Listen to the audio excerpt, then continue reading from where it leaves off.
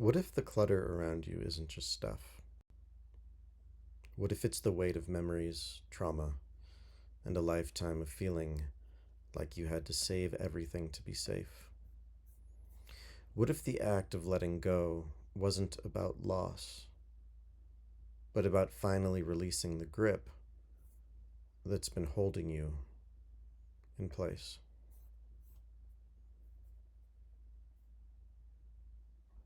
It's easy to say, just let go.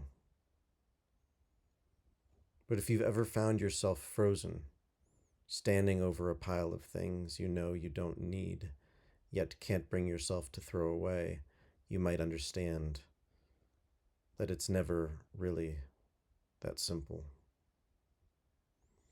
There's a grief that clings to every object you own.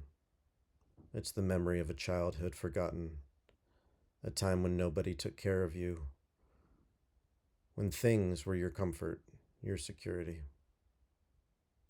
In a world that neglected you, you became the caretaker of things. A book, an old chair, a chipped mug. They became symbols of safety in a world that wasn't safe. You might think, why can't I just throw this away? And the answer is complicated. It's not just an object. It's the weight of an invisible history, a silent attachment to something that feels more like family than just something you bought. These things weren't just purchased, they were collected. And in their stillness, you found a kind of love, a love that never betrayed you, even when the people around you did. So when people say, just let it go, it feels like they're asking you to betray the very part of you that has been nurturing, saving, and caring. What happens when you let go?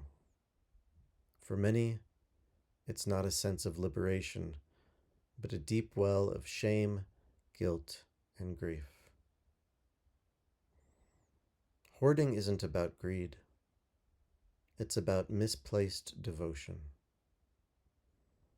When you've been neglected, you learn to care for things in ways that people never cared for you. The objects are not the problem. The problem is the belief that without them, you are nothing. But the healing begins not by cleaning out your house, but by cleaning up your heart. You can't start by throwing things away. You start by facing the belief that these things are a part of you, that you must save them to feel safe. When you begin to heal the inner child who learned to love inanimate objects as though they were people, you begin to see them for what they are. Things. Things that you have the power to keep or release without losing yourself. So here's the truth.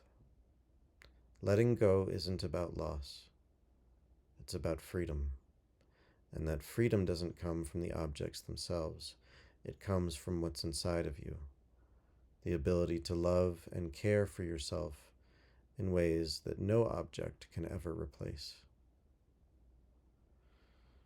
This isn't about decluttering your space. It's about decluttering your soul. It's about giving yourself the love and care you've been giving to things. When you start there, everything else starts to shift. You don't have to throw away everything, but you can begin to release the things that no longer serve you.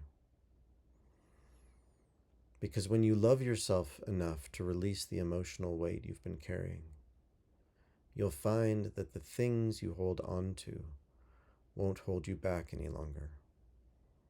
The clutter can start to fade, and in its place, a lightness, a clarity, and an openness to what's next.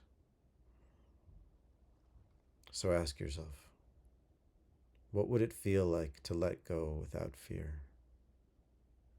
What would it feel like to finally set down the weight you've been carrying and breathe again.